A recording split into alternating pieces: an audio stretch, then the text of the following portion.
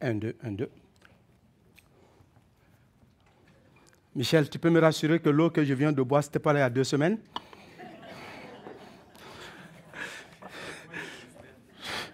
Là, il y a des troubles si il y a ça depuis 2 semaines. OK. Alors, comment vous allez ce matin, frères et sœurs? Est-ce que vous allez bien? Vraiment, ça veut dire que vous allez bien. Et moi aussi, je vais bien si vous allez bien, par la grâce de Dieu. Et que l'Éternel nous bénisse et nous fortifie ensemble ce matin. Alors, je vais continuer avec l'enseignement que nous avons commencé depuis quelque temps. Et vous savez, la semaine dernière, notre frère Christian Leclerc nous a introduit à continuer l'enseignement sur le chapitre 11. Et il nous a parlé de la question de Jean, n'est-ce pas? Alors, nous avons parlé de Jean. Il nous a vraiment bien parlé de Jean et comment Jean avait des doutes et comment Jésus a répondu et a rassuré le peuple par rapport à cela. Non seulement il a rassuré les disciples de Jean, il a rassuré Jean qu'il était le Messie et celui qui devait venir et qui était déjà là. Et il a aussi fait un hommage à Jean en disant que Jean était réellement son précurseur, celui qui était envoyé pour préparer le chemin au Messie. Donc, Jean est venu annoncer, préparer le chemin pour la venue du Messie. Et le Messie était présent. Et Jean était confus à un moment donné de voir que lui, il était en prison et qu'il entendait que beaucoup de choses se passaient. Mais il y a une autre dimension du Messie que lui voulait voir se manifester qui n'était pas encore là. Parce qu'il va délivrer des captifs. Et moi, je suis déjà un captif en prison. Qu'est-ce qui se passe? Que je ne sors pas, il est là. Il se pose des questions. Ce n'est pas qu'il doute de Dieu, mais il veut savoir. Alors, il a eu ses réponses. Et je le suis. Allez-y, dit à Jean, qu'est-ce qui se passe? Les aveugles voient, les boiteux marchent, et les lépreux sont purifiés, et les morts ressuscitent. Ça, c'est toute une nouvelle qu'il donne pour dire qu'il n'y a que le Messie seul qui pouvait faire de tels prodiges. Et Jean a reçu sa réponse. Alors ce matin, nous allons parler dans ce même contexte. Dans ce même contexte, nous allons parler. Mais avant, nous allons prier et lire notre texte de ce matin. Ça peut aller? Seigneur notre Dieu, nous voulons placer ce moment entre tes mains. Daigne nous diriger dans ta bonté et dans ta fidélité. Nous ne sommes rien, nous ne pouvons rien et nous ne savons rien, sauf tout ce que tu nous as révélé. Ta parole est une révélation complète en laquelle nous faisons confiance. Alors ce matin, parle-nous, dirige-nous, conduis-nous dans la vérité et aide-nous à comprendre et à obéir à ta parole. Au nom de Jésus-Christ, Amen. Alors nous allons lire notre texte de ce matin dans Matthieu chapitre 11, verset 16. Pour ceux qui ont leur Bible ou ceux qui n'en ont pas, ouvrez vos Bibles. Ceux qui n'en ont pas, demandez avec votre voisin de pouvoir partager avec vous. À partir du verset 16, nous allons lire. On dit, « À qui comparerai-je cette génération? Elle ressemble à des enfants assis dans des places publiques et qui s'adressant à d'autres enfants, disant, nous avons joué de la flûte et vous n'avez pas dansé. Nous avons chanté des complètes et vous ne vous êtes pas lamentés. Car Jean est venu. Est-ce que ça continue? Oui. Car Jean est venu. J'ai perdu mon point, excusez-moi. Car Jean est venu, ne mangeant ni ne buvant, et disant, ils disent, il a un démon. Le Fils de l'homme est venu, mangeant, buvant, et ils disent que c'est un mangeur et un buveur, un ami des publicains et des gens de mauvaise vie. Mais la sagesse a été manifestée par ses œuvres. Verset 20. Il dit, alors il se mit à faire des reproches aux villes dans lesquelles avait lieu la plupart de ces miracles, parce qu'elle ne s'était pas repentie. Parce qu'elle ne s'était pas repentie. Excusez-moi, il faut que je prenne mon souffle.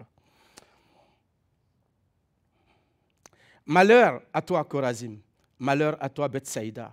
Car les miracles qui ont été faits au milieu au milieu de vous avait été fait à Tyr, dans Sidon, il y a longtemps qu'elle se serait repentie. Et prenant la cendre, le sac et la cendre.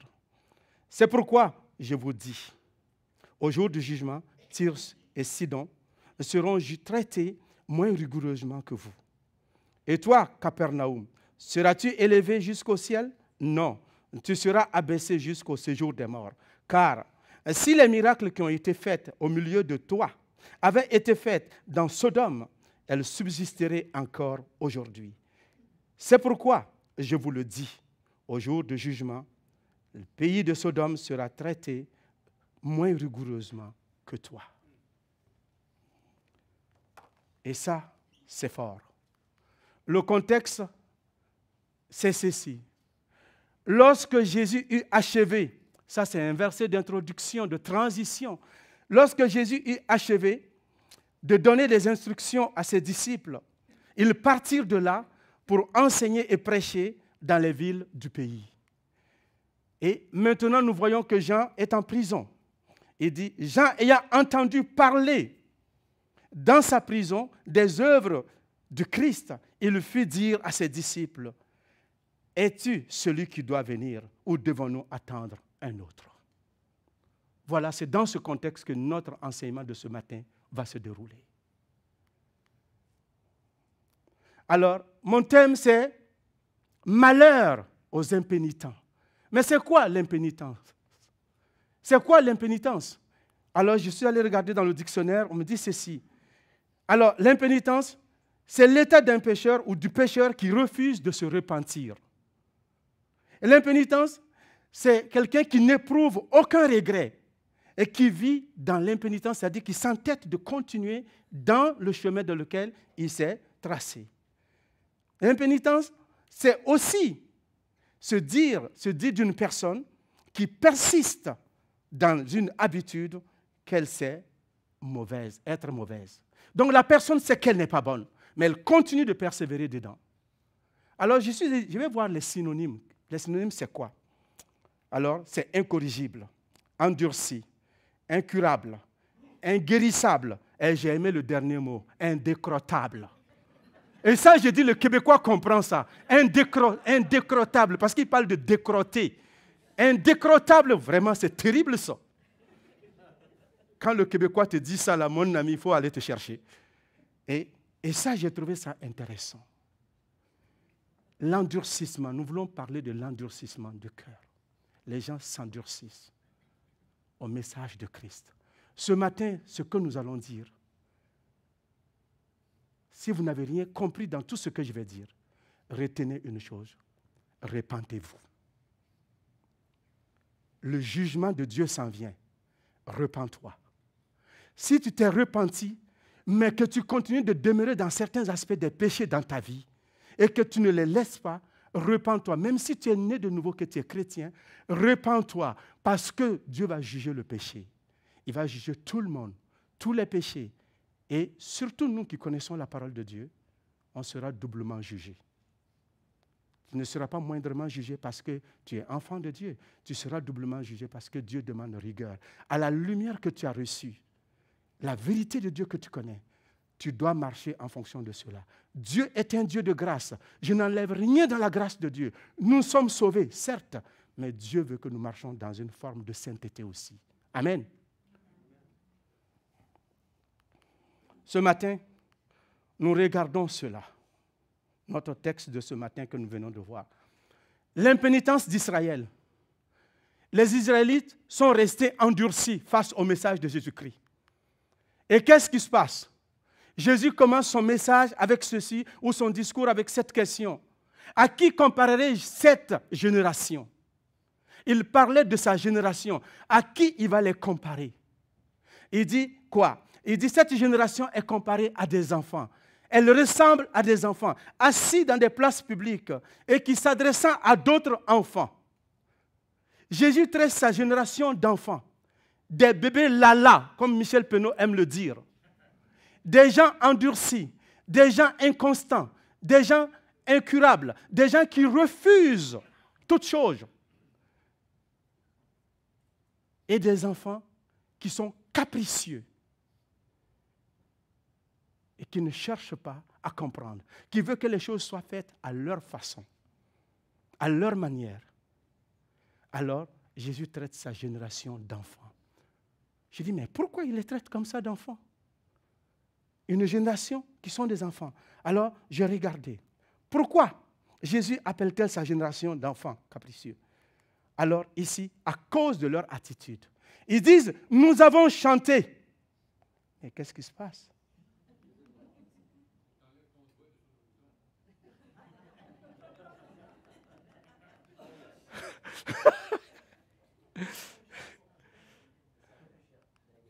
OK, c'est ça la technologie. Voilà. Voilà, on va finir par la voir là. OK, merci. Bon, tout s'en va. Mais ça reste coincé dedans ou quoi, cette affaire-là? C'est pas normal. Excusez, je pense que vous allez devoir couper ça dans la correction de l'autre côté. Je reviens. Il faut que je...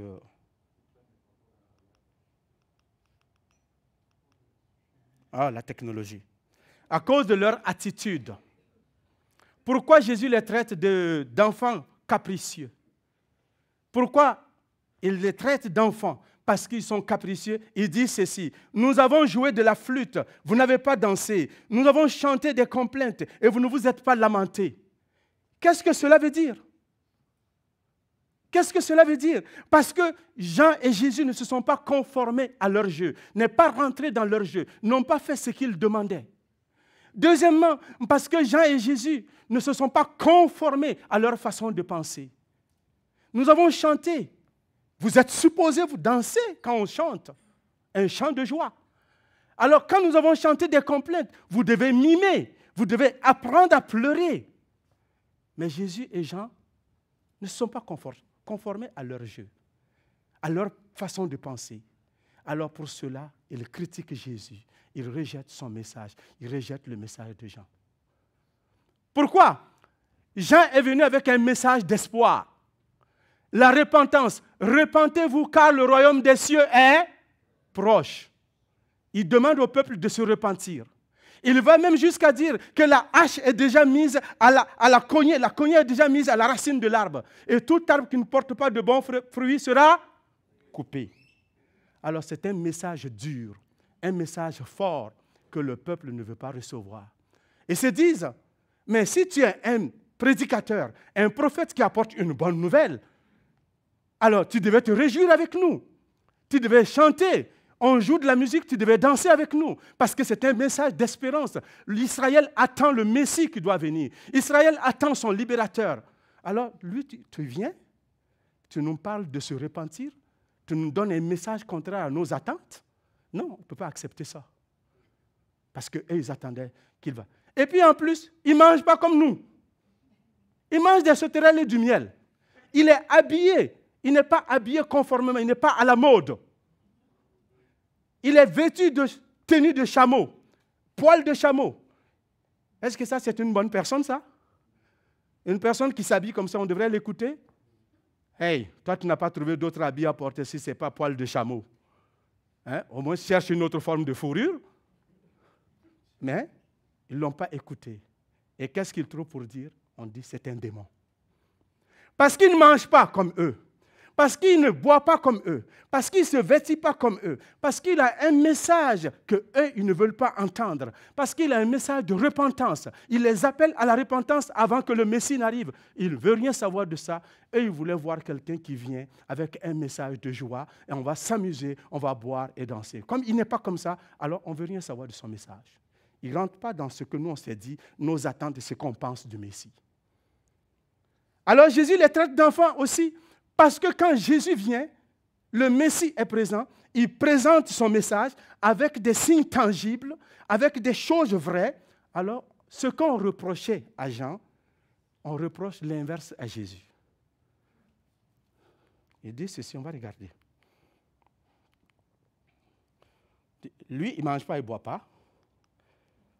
Alors, on dit, le Fils, verset 19, le Fils de l'homme est venu mangeant, buvant. Ils disent, c'est un mangeur, un buveur, un ami des publicains et des gens de mauvaise vie. Mais la sagesse a été justifiée par ses œuvres. Ils reprochent à gens qui ne mangent pas, qui ne boivent pas comme eux, et on dit c'est un démon. Voilà un qui mange, qui boit comme eux. Et ce qu'ils attendaient, il fait tout ça, on dit non, c'est un gars de mauvaise vie. Lui là, s'il était prophète là, s'il était le Messie comme il prétend être là, et le dire là, mais il ne nous voit pas entre les mains des Romains qui sont en train de nous maltraiter. Notre pays est occupé. Il aurait dû commencer.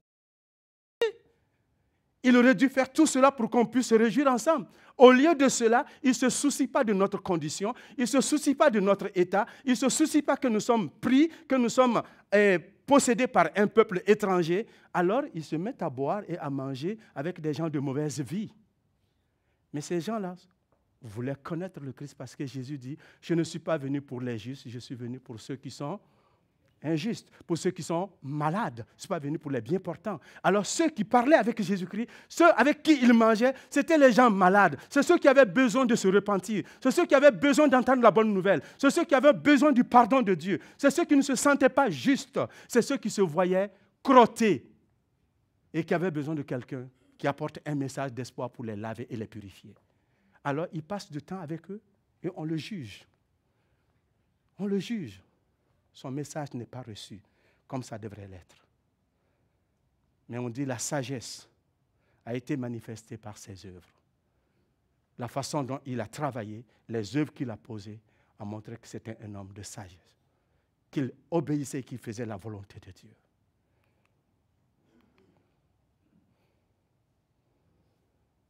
Mais qu'est-ce que cela nous enseigne quand nous voyons cela? Il rejette le message de Jésus. Il rejette le message de Jean-Baptiste. Parce qu'il n'était pas conforme à eux. Alors ça, c'est la génération de Jésus. Est-ce que notre génération est différente de la génération de Jésus? La génération de Jésus n'ont pas reçu le message de Jésus parce qu'ils ne s'habillaient pas comme eux, ils ne mangeaient pas comme eux. De Jean-Baptiste, ils ne s'habillaient pas, ils ne mangeaient pas comme eux. Mais que Jésus n'était pas conforme à leurs attentes. Eux, ils avaient des attentes, ils avaient une façon de voir le Messie.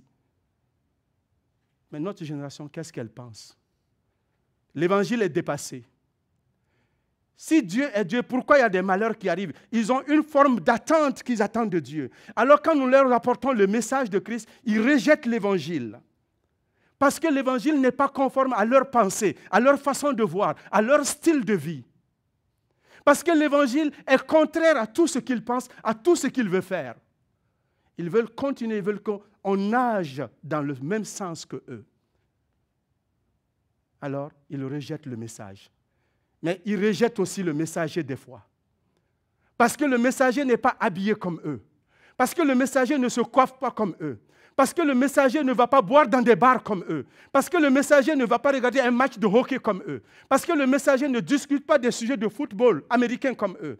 Alors, on trouve qu'on est différent d'eux. Cependant, nous sommes comme eux. Nous mangeons comme eux. Nous discutons comme eux. Nous regardons ces matchs-là. Mais quand nous avons un message de vie, ils rejettent le message. Ils ne veulent rien savoir du message. Cette semaine, mon chiropratique, celui qui me traite, non, c'est orthothérapeute. Je ne vais pas dire son nom parce qu'il y a des gens dans la salle qui le connaissent. Et je lui envoie chaque matin, des fois, quand j'envoie des messages de lecture biblique que j'ai lus, j'envoie à plusieurs frères et sœurs qui reçoivent de ma part. Alors, il reçoit ça et il me dit, Adama, tu peux me parler de tous les sujets qui concernent la politique africaine, les choses dans le monde, les situations, mais ne m'envoie plus tout ce qui est religieux, je ne veux rien savoir de ça. Et j'ai répondu, merci, message bien reçu. Et j'ai mis un gros sourire à côté. Jésus dit, si vous partez pour prêcher quelque part, on vous met dehors, qu'est-ce que vous devez faire? Partez, je n'ai pas besoin de m'ostiner avec lui. Tu dois comprendre. Non, non, non. Je prends mes bagages, je m'en vais. Il a reçu le message. Il a dit, il ne veut rien savoir. Mais ce qui est dit, le jour de ce jugement, Sodome et Gomorrhe sera mieux traité que lui. C'est ça que ça voudrait dire. Il a reçu le message, il ne veut rien savoir. Je n'ai pas à m'ostiner avec lui. Je respecte. Je ne change pas non plus d'orthothérapeute. Je continue d'aller. Amen. Premièrement, nous avons vu qu'ils ont rejeté le message. Jésus traite sa génération d'enfants. Et deuxièmement, qu'est-ce qu'il nous dit? Les conséquences de l'impénitence. Quand je refuse de me repentir, qu'est-ce qui se passe? Voilà ce qui se passe. Jésus fait premièrement des reproches à son peuple. Il dit, qu'est-ce qu'il dit? Il dit, alors ils se mettent à faire des reproches aux villes dans lesquelles avaient eu lieu la plupart de ces miracles. Vous savez, ces villes-là, c'est qui? Quelles sont ces villes? Regarde. Chorazin, Bethsaïda et Capernaum. Et je suis allé chercher sur la carte. Chorazin et Capernaum et Bethsaïda sont au centre, réellement, d'Israël. Plus haut, au centre. Ils sont proches les unes des autres, quasiment, presque. Et vous le voyez. Mais ces villes-là sont des villes israélites. Ce ne sont pas des villes païennes. C'est des villes dans lesquelles Jésus a prêché l'évangile tout le temps. Capernaum, je pourrais dire, Capernaum était le QG de Jésus-Christ, le quartier général de Jésus-Christ. Et certains commentateurs même disent que Pierre et Jésus ont habité à Capernaum. Et ils ont prêché le message. C'est des villes qui ont reçu le message, la prédication, la puissance de Dieu. Et Bethsaïda, on a reçu. Chorazin, on a reçu. C'est des villes juives, c'est des peuples de Dieu. Même s'il peut y avoir quelques païens qui ont habité au milieu d'eux, mais c'est des gens qui sont des chrétiens, le peuple de Dieu, des Juifs qui connaissent la loi de Dieu, la Torah, et qui ont reçu la vérité de Dieu. Mais qu'est-ce qu'ils font avec ce message? Et Jésus les reproche de ce que tous les miracles qui ont été faits en eux. Il leur dit, qu'est-ce qu'il reproche dans cette ville? On va regarder. Il dit, pourquoi? Parce qu'ils ne s'étaient pas repentis. Ils ont reçu beaucoup de signes de la part de Dieu. Ils ont reçu la lumière de Dieu. Ils ont reçu les miracles que d'autres pays et d'autres villes n'ont pas vus. Mais malgré ça, ils restent incrédules. Ils restent incorrigibles. Ils restent capricieux. Ils refusent le message. Ils jettent le message de tous les côtés. Ils ne veulent rien savoir de ça. Ce que d'autres peuples cherchent, eux, ils l'ont eu. Ce que d'autres peuples ont aspiré, eux, ils l'ont eu. Ils ont le roi des rois, le Seigneur des seigneurs, le Fils de Dieu, Dieu incarné dans la chair, qui marchait dans les rues avec eux, qui parlait avec eux. Ils ne pouvaient pas avoir d'autres privilèges mieux que ça. Et cependant, leur cœur est resté incrédule au message de Dieu. Ce matin, tu peux dire, mais moi, si j'étais dans le temps de Jésus, j'aurais cru, hein? Si j'avais vu des aveugles guérir, si j'avais vu des boiteux sauter comme des cerfs, si j'avais vraiment vu des lépreux purifier, un cadavre se lever, c'est sûr que je ne douterais pas. C'est faux. Parce que les gens là ont vu autant que toi, mais ils ne se sont pas convertis. C'est faux.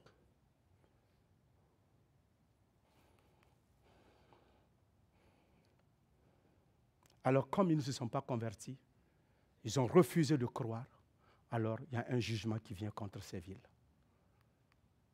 Dieu va juger. Il envoie un avertissement qu'il dit « Malheur à Chorazin, malheur à toi, Bethsaïda, malheur à toi, Capernaum. » Il dit « Car si les miracles qui ont été faits au milieu de vous avaient été faits dans Tyr, dans Sidon, il y a longtemps qu'elle se serait repentie et prendre le sac et la cendre. Mais toi, tu as eu l'opportunité d'avoir tout cela, mais tu n'as pas pris le sac et la cendre. Le sac et la cendre étaient un signe de repentance, de douleur que les gens portaient. On peut se souvenir de Jonas, chapitre 3, où les gens se sont repentis à Ninive. Même les bêtes, les animaux ont gêné. Les bébés au sein, les nourrissons ont gêné. Les animaux ont gêné. Le roi dit, on ne donnera de boire à personne, ni à manger.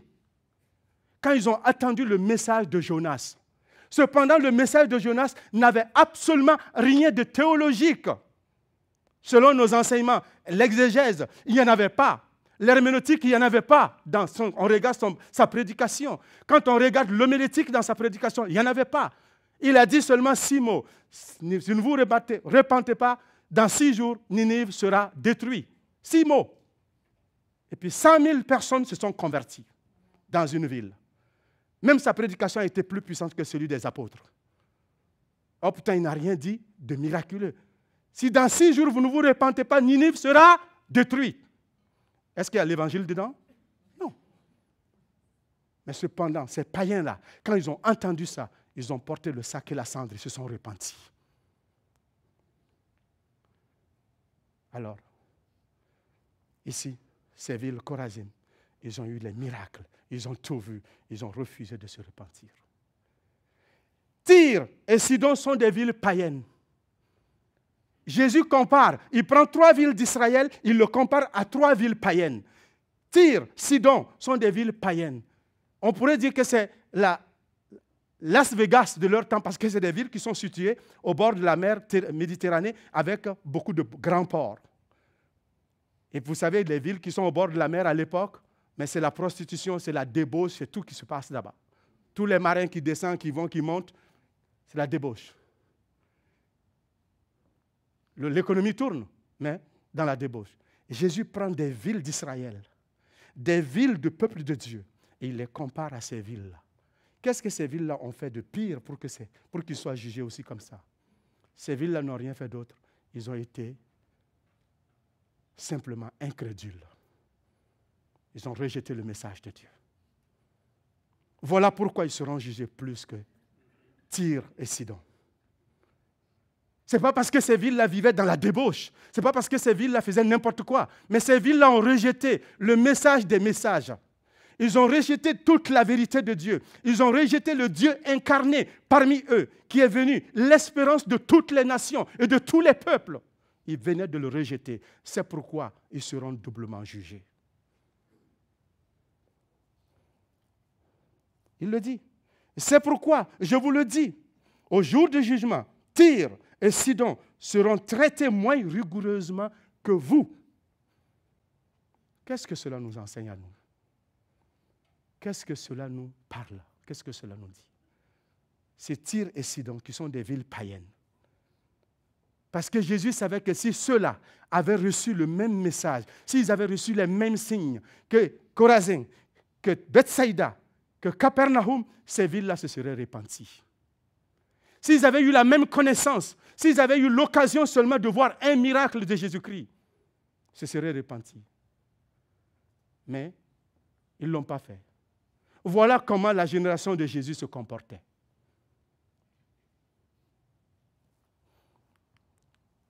Il continue, Capernaum, la ville des miracles et de l'enseignement, ce qui reste aujourd'hui de ces villes-là. Il dit, et toi, Capernaum, seras-tu élevé jusqu'au ciel? Ah non, crois pas. Crois pas. Ne pense pas parce que j'ai marché dans tes villes que tu seras élevé. Ne crois pas parce que tu es une ville d'Israël que tu seras élevé. Ne pense pas parce qu'il y a la Torah chez toi que tu seras élevé. Tu seras seulement élevé pour la seule raison que si tu t'es repenti. Si tu ne te repens pas, tu seras descendu dans le séjour des morts. C'est ce que le texte nous dit. Il dit non, tu seras abaissé jusqu'au séjour des morts. Pourquoi? Car les miracles qui ont été faits au milieu de toi, s'ils avaient été faits à Sodome, voilà une autre ville païenne. Nous connaissons le mot. Quand on dit Sodome, qu'est-ce que ça vous dit? Ça vous donne beaucoup d'idées, hein? Alors même des péchés sont appelés Sodome. Sodome, elle subsisterait encore aujourd'hui. Capernaum, les miracles que tu as vus. Je suis allé regarder la liste des miracles. Je voulais vous présenter, mais je n'ai pas eu le temps de mettre. Hey, tous les miracles qui ont été faits à Capernaum, il y en a tellement là. Ils ont eu assez, comme on dirait là, ils en ont eu un gogo, les miracles. Ils en ont eu un gogo des preuves que Jésus est le Messie, le Fils de Dieu envoyé, le libérateur d'Israël, le roi d'Israël. Il est venu avec son royaume, mais il est rejeté avec son royaume. Il est rejeté avec son message. Avec des signes tangibles qu'il a donnés. Et les gens ont rejeté. Mais il dit, Sodome se serait repenti. Même pour un seul miracle. Pour un seul miracle. si Sodome avait vu seulement un seul miracle de Jésus, elle se serait repentie, la ville de Sodome. Alors, maintenant, qu'est-ce que nous faisons de ce message de Jésus-Christ? Est-ce que notre génération est différente de Chorazim? Est-ce que notre génération est différente de Bethsaïda? Est-ce que notre génération est différente de Capernaum? Est-ce que nos villes sont différentes de ces villes-là? Je ne pense pas. Est-ce que notre génération est différente de la génération de Jésus-Christ? Non. Je pourrais dire même que notre génération est pire. Parce que nous appelons le mal bien. Parce que tout ce que la parole de Dieu condamne, nous nous plaisons dedans. Notre génération ne fait que valider et louer ces péchés-là. Et même voter des lois pour que ça soit accordé, que ça soit imposé. Et puis certains acclament dans leur chambre. Alors, que ferons-nous? Mais vous et moi, nous sommes l'Église. Nous sommes la bouche de Dieu aujourd'hui. Jean-Baptiste est venu proclamer la parole de Dieu. Il était le prophète qui est venu pour préparer la venue de Jésus. Mais l'Église est le prophète, est le messager de Dieu pour préparer la seconde. Comme Jean a préparé la première venue, notre rôle est de préparer la seconde venue de Christ. En faisant quoi? En prêchant la repentance. Repentez-vous, car le royaume des cieux revienne. Repentez-vous, car Jésus-Christ est à la porte. Repentez-vous, parce que si vous mourrez dans ces conditions, vous partez en enfer. Dieu est bon, mais Dieu n'est pas un bonbon. Dieu est bon, mais Dieu n'est pas un bonasse. Est-ce que c'est clair ça? Dieu est bon. Dieu n'est pas ton grand-père, il n'est pas ta grand-mère pour dire il va te flatter, faire privilège pour entrer au ciel. Jamais. Soit tu crois en Christ pour entrer au ciel, tu le reçois comme ton sauveur et ton Seigneur, soit tu ne crois pas et c'est out. Un pied dedans, un pied dehors, c'est deux pieds dehors. Tu ne peux pas être un chrétien qui balance de deux côtés. Non.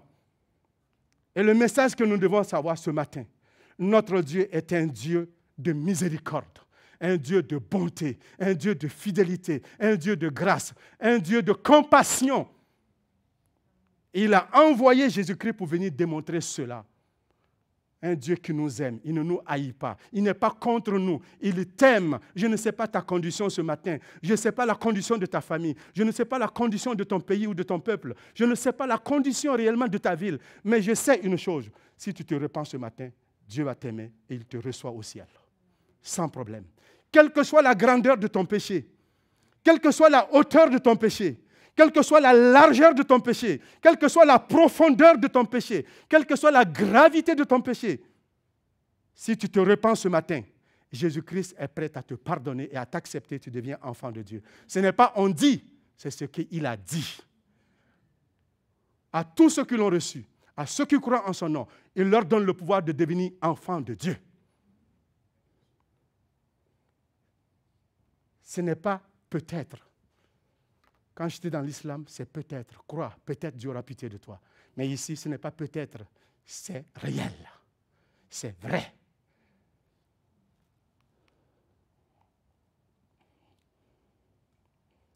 Si Sodome sera traité moins rigoureusement que Chorazin, que Capernaum, que Bethsaïda, cela nous apprend que ce n'est pas parce qu'on est enfant de Dieu qu'on sera traité moins rigoureusement. Parce que ceux-là, c'était le peuple de Dieu. Dieu est allé les chercher en Égypte. Il est venu les installer sur la terre promise. Dieu a eu un projet pour eux depuis Abraham. Dieu a dit, je vais faire de ce peuple-là mon peuple. Ce peuple-là, c'est mon peuple. Ils seront des souverains sacrificateurs. Ils seront des serviteurs pour moi. Je vais les utiliser pour influencer les nations. Et ils ont manqué à leur but. Ils ont manqué aux objectifs que Dieu avait pour eux. Même ils ont manqué de reconnaître le Messie. Malgré tous les signes qui ont été donnés, c'est pourquoi ils seront jugés doublement. Ce matin, toi mon frère, Jésus te parle. Tu es chrétien, tu es dans la maison de Dieu. C'est vrai. Mais qu'est-ce que tu fais de la parole de Dieu? Quand Dieu t'avertit, qu'est-ce que tu fais? Qu'est-ce que nous faisons de cette vérité de Dieu? Comme elle a averti Capernaum et ces villes-là, elle nous avertit. Je prêche ce matin, je m'avertis par la parole de Dieu, je vous avertis aussi. Je ne suis pas meilleur que vous. J'ai aussi besoin de cette grâce de Dieu, de ce pardon de Dieu, de me repentir, Non seulement pour avoir accepté Jésus-Christ, je dois me repentir chaque jour. Si j'ai commis un péché, je dois examiner ma vie. Ma femme pourra vous témoigner, il n'y a pas cette nuit, une nuit qui se passe où je ne me repens pas. Avant de dormir, je lis un passage avec elle. On part ensemble. Des fois, c'est des livres sur le couple. Des fois, c'est un texte biblique. On partage. Et puis après, on prie ensemble avant de fermer les yeux. Et je demande pardon. Parce que je ne veux pas avoir été quelqu'un qui va faire tout cela et puis être loin de Dieu. Non. Je veux être avec Dieu. Et l'Écriture nous dit que ceux qui prêchent la parole de Dieu seront doublement jugés. Vous savez pourquoi? Parce que nous avons eu assez de lumière pour venir vous parler, alors nous devons la vivre et la pratiquer. Et si nous ne la pratiquons pas, on va être jugé pour la connaissance qu'on a réussi. Et tu ne peux pas dire parce que tu es assis dans la salle, tu n'es pas un ancien, tu n'es pas un pasteur, moi, je suis... Non, non, non, tu ne passeras pas par les maillons. Tu vas être jugé pour ce que tu as entendu ce matin. Tu vas être jugé pour tout ce que tu entends chaque matin. Parce que c'est des vérités de Dieu. C'est des miracles de Dieu que Dieu te donne. Et qu'est-ce que tu en fais? Si tu les méprises, comme Israël a méprisé la parole de Dieu, comme Israël a méprisé tous les signes de Dieu, alors tu seras doublement jugé. Je ne dis pas que tu vas aller en enfer pour cela, mais tu seras jugé, tu vas rendre compte pour cela. Dieu va te juger sévèrement. Il ne fera pas midi 14 avec toi. Non, il va te juger. Parce que c'est un Dieu qui est juste aussi. Ce que je vous dis, c'est valable pour vous, c'est valable pour nous. C'est valable pour tous les anciens, c'est valable pour tous les leaders. Tu dis, mais moi, je suis né dans une famille chrétienne. Je ne suis pas chrétien. Tu ne penses pas que tu vas t'échapper? Tu seras jugé. Parce que tous les jours, la Bible est dans ta maison, tu as entendu. Depuis ton enfance, tu as été enseigné à l'école. Tu as été bercé par les chants de l'école de dimanche. Tu as été bercé dans des camps. Et puis, tu vas dire que tu vas mépriser. Tu as eu le message. Tu as eu assez de connaissances pour accepter Jésus-Christ comme ton sauveur et ton Seigneur. Mais si tu le rejettes, tu seras jugé. Tu ne passeras pas par les mailles les trous de mailles. Ce n'est pas possible. Maintenant, ceci étant dit, quand nous regardons cela, je mets ça. En conclusion, je n'ai qu'un seul texte à vous dire. Dans Matthieu chapitre 3, verset 2, on dit « Repentez-vous car le royaume des cieux est proche ». Dans 2 Pierre chapitre 3, verset 9, il est dit que Jésus patiente encore afin que plusieurs personnes parviennent à la repentance.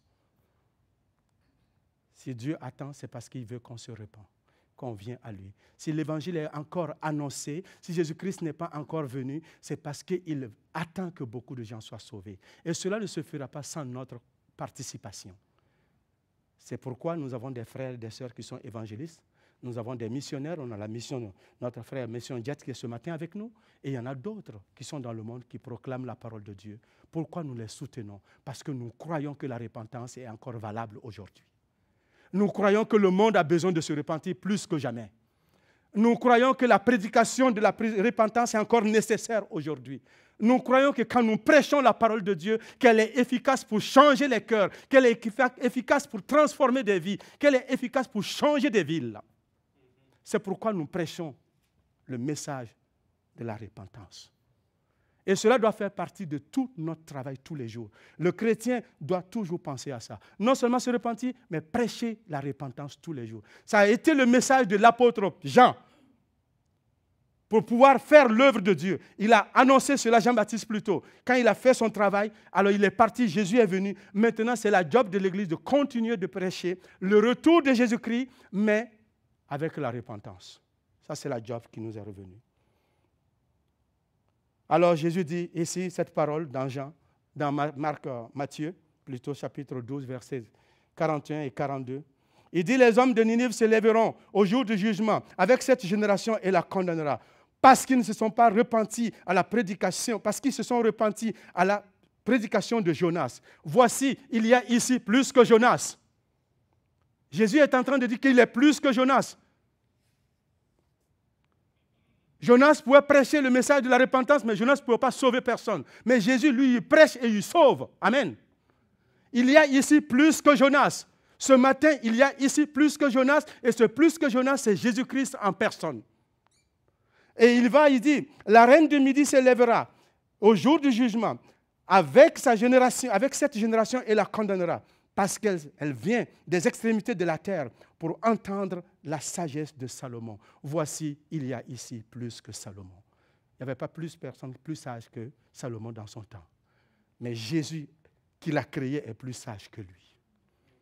La reine du Saba a quitté l'Afrique pour aller écouter le message de Salomon, parce qu'il a entendu parler de la grandeur de la sagesse de cet homme. Et quand elle est allée, elle a été impactée. Elle a compris, elle a dit, jamais je n'ai vu un homme aussi comme ça.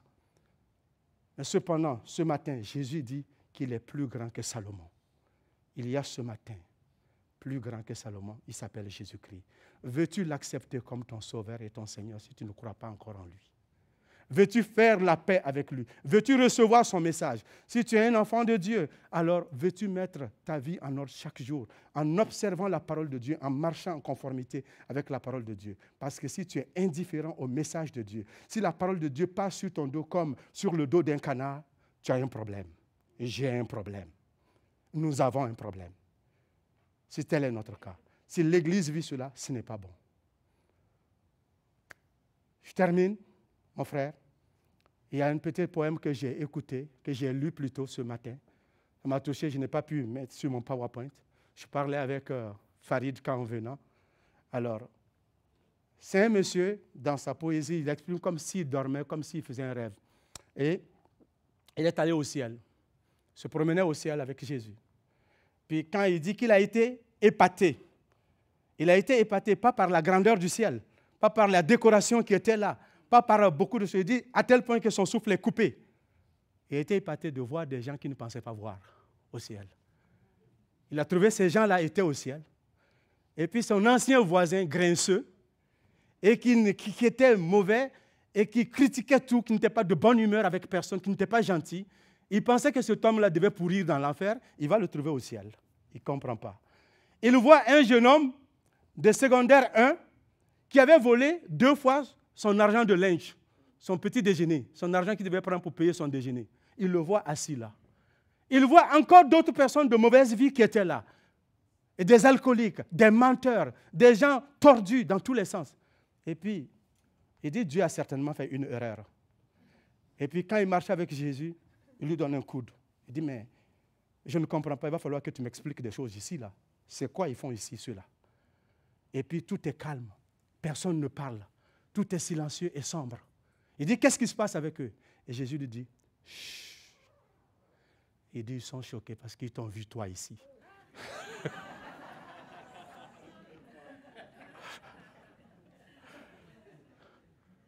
Ils sont choqués parce que toi, ils t'ont vu ici. Eux aussi, ils ne s'attendaient pas que toi, tu seras là. Alors, veillons à ce que nous soyons au ciel. Moi, je vous aime tous, mais Dieu vous aime plus que moi, je vous aime. Pourquoi? Parce que lui, il est mort à la croix pour vous. Moi, je n'ai rien fait pour vous. Alors que Dieu vous bénisse. Merci.